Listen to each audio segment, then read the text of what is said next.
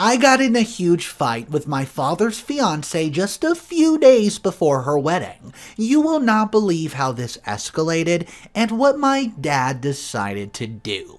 Stick around to the end because you're not going to want to miss this one. Imagine your father marrying someone much younger than him and only a few years younger than you.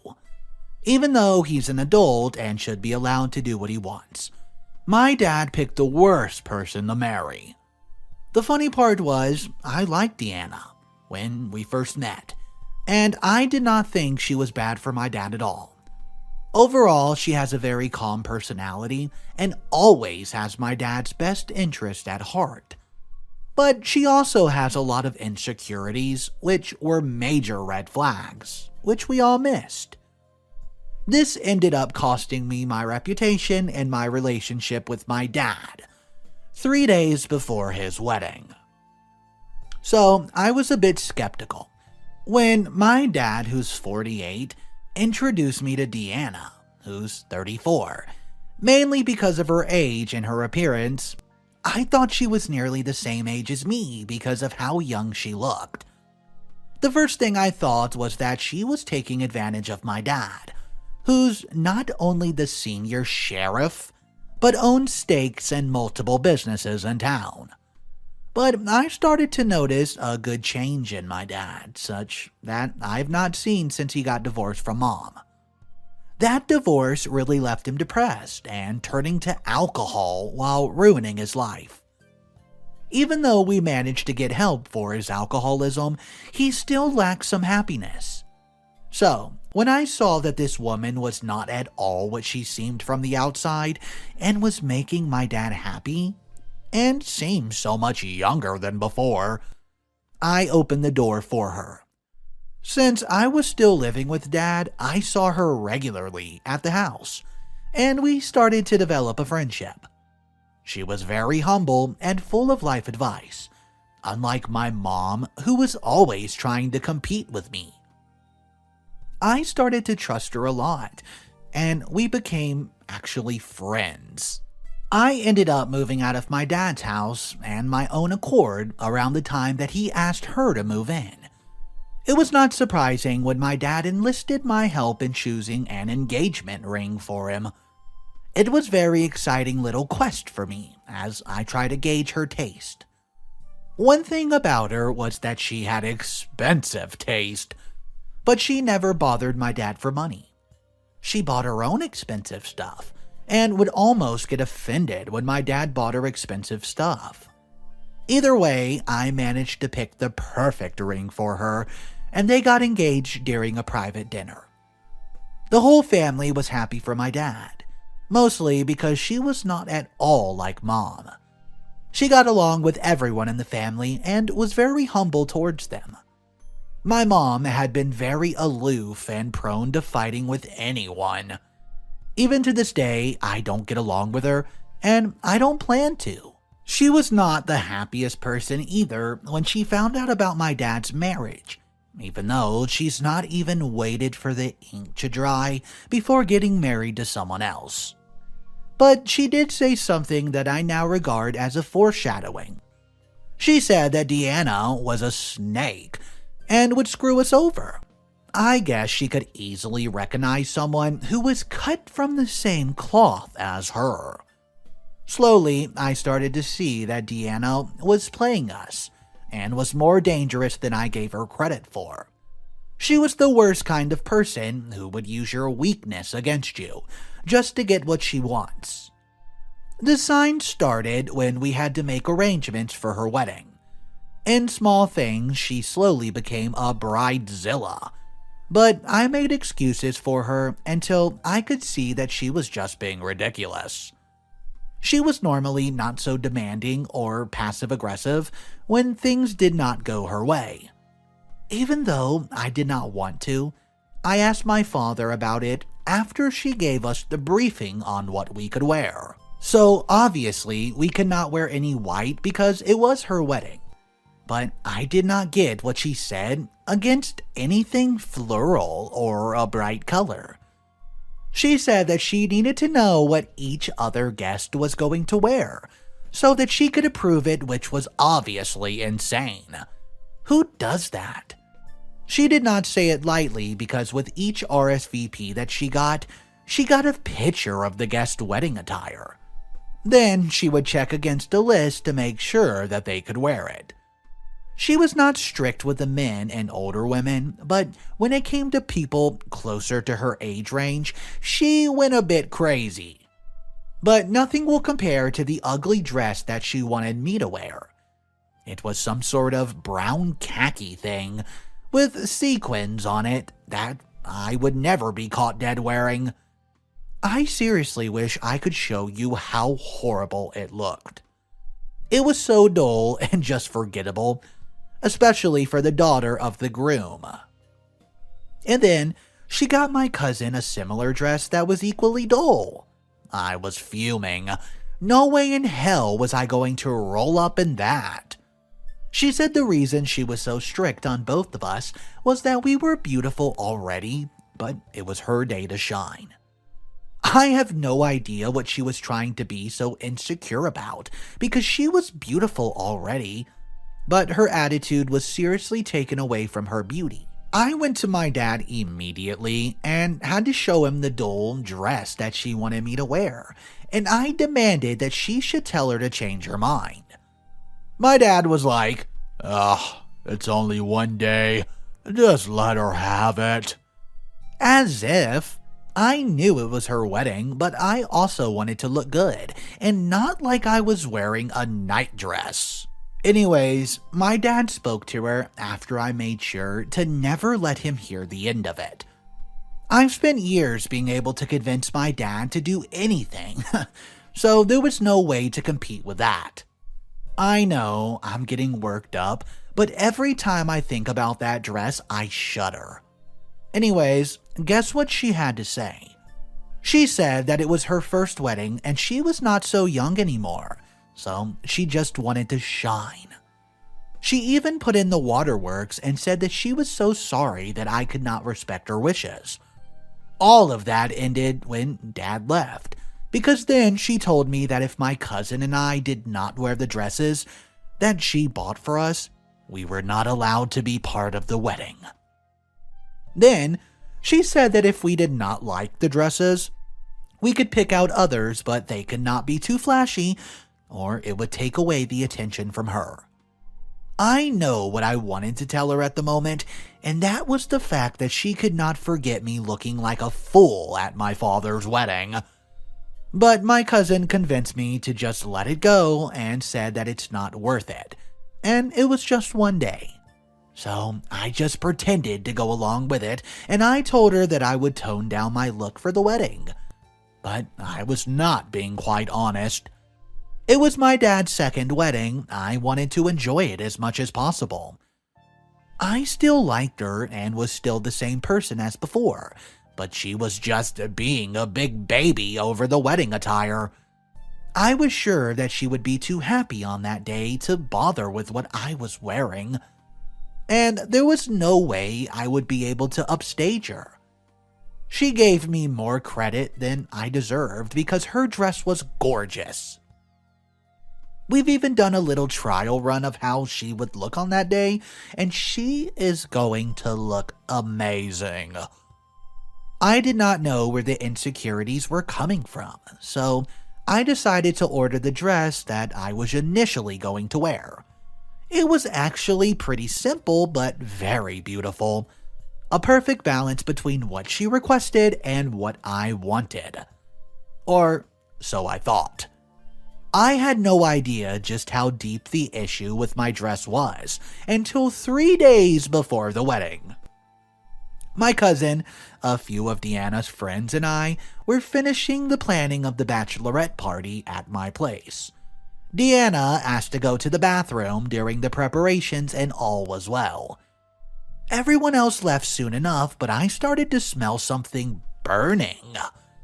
When I got to my room, I saw fire in my metal bin with Diana standing there. I was beyond horrified when I saw a piece of lace from the dress falling to the floor. My first thought was to get water to stop the fire, The last thing I wanted was for my room to burn down. What she did next was next level psycho, and I was not going to let it go. Well, I could not save the dress. There was nothing left. Thank goodness it was a metal bin, because my room would have been toast.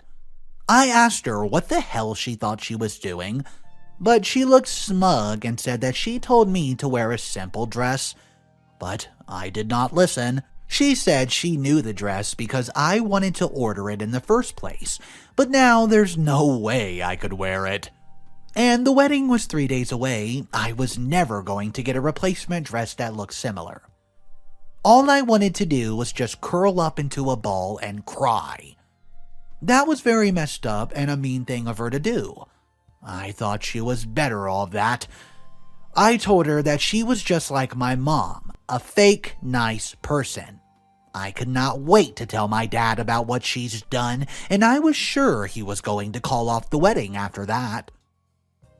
We argued back and forth for a while, and said some things that were very offensive to each other, which I won't repeat. I was so angry then that I pulled her hair, and out came the hair extension she just got on. She slapped me, but I retaliated by pulling her hair and dragging her to my door. That resulted in a minor scuffle that was thankfully stopped by Flora, my cousin, who must have heard the commotion and came back to my room when she heard it. Even though she managed to stop us, I've done some really bad damage to her with my nails. I was prepared to turn her into ribbons with the way I was fuming. That dress cost so much of my own money, and she just decided to burn it. In my apartment, of all places. Imagine if the rest of my room caught fire. I do not care what anyone says, but that lady sure had a couple of screws loose. My cousin could not get us to stop attacking each other, so she ended up calling my dad. My dad's house is not so far from where I live, but I was glad to see him so I could show him just how crazy his future wife was. I wanted him to dump her and cancel the wedding as he should have done. I was his daughter and I should have been allowed to wear my dress at his wedding. She was acting as if she was the only one getting married, which was not fair, because my dad was the one paying for everything. When my dad came, I immediately dragged him into my room to show him the remains of the dress, which she burned. She said that I was the one who was about to ruin her wedding if I wore the dress there, so she was just doing us all a favor. My dad did not even get a chance to speak because she kept on interrupting me and acting as if she was the victim. But I knew it was game over for her because I knew the look on my father's face. He was angry, and when he had the look on his face, it was better to stop explaining. So we all kept quiet and heard her ranting on about how much of a spoiled brat I was and how I was definitely banned from the wedding. But my dad, my hero, put her in her place and told her not to talk about me being spoiled, and that she was crazy if she thought he was going to marry her after she put my life in danger. Oh, the look on her face was priceless. I wish I could have taken a photo, but then my dad told me that I was acting like a child and he did not raise me to be immature. He said he was tired of our constant bickering over the past few weeks. He said that we were making the wedding seem like it was the Shay and Diana show and not the simple peaceful ceremony that he wanted. He told us that he had every right to arrest the two of us that moment for the fight that just teaches a lesson. Because, well, we were acting like hooligans. I was stunned. My dad would never speak to me like that, and it was all her fault. Then, to add insult to injury, he told me that he did not want to see me at his house ever again, nor did he want me to text or call him. He believed that I needed some growing up to do and to stay away from the meddling with his love life over a stupid dress, as if the wedding was mine. then told Diana that she was going to get her to wish that no one was going to upstage her because he was breaking up with her and calling off the wedding. She started crying and even got down on her knees to beg him not to dump her, but he just shook her off and left. I did not even get satisfaction in seeing her cry on the floor because I was feeling exactly how she felt. She left without saying another word, but I could see that she was very hurt. I did not want things to happen like this, not at the expense of losing my father. The regret was instant, and I wished I could have not been so stubborn just because of a dress that seemed so stupid. I've never gone more than a day without talking to my dad. I did not really think that he meant to go no contact with me. I was his little girl. But to my misfortune, my dad was serious because he had blocked me everywhere. I tried calling his workplace, but they told me that he was not accepting calls. I felt really bad and guilty for ruining my relationship with my dad. I did not even celebrate that she was gone because, well, I was also gone. Weeks went by and my dad was still not talking to me. I tried everything to get in contact with him, but he was really serious about being done with me. I had almost given up hope when I got a package delivered to me that I did not order. Inside was the dress that Diana had burnt and a note attached to it. She wrote, "Hi, I'm sorry that I've not been myself. It comes from a place of feeling very insecure and maybe jealous of you. But I really do love your dad and I am miserable without him. I wish I could get married to him. I do not care what you would wear, but all I'm saying is I'm sorry. Can you please meet me for coffee?" I was taken aback. Now that was Diana that I was used to. But her switch in personality made me wonder if there was more to it. Did she really love my dad, or did she have other intentions to get married to him? But I kind of had a feeling that maybe she was the way I needed to get back into my father's life. But I did not know whether to believe her or not. So this story was actually posted just a few days ago, and I have the sneaky suspicion that Diana is up to no good and there's probably going to be an update. Let me know what you guys think. What could possibly happen that OP doesn't even know about yet? Drop your thoughts about that in the comment section down below. As soon as an update's released, I'm making a video on it because that story was absurd.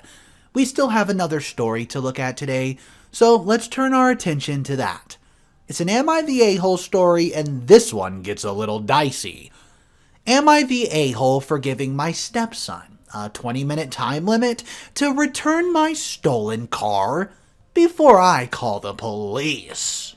I'm a 34-year-old female doctor, and a part of my job entails being on call for 1 to 3 nights a week, twice a month.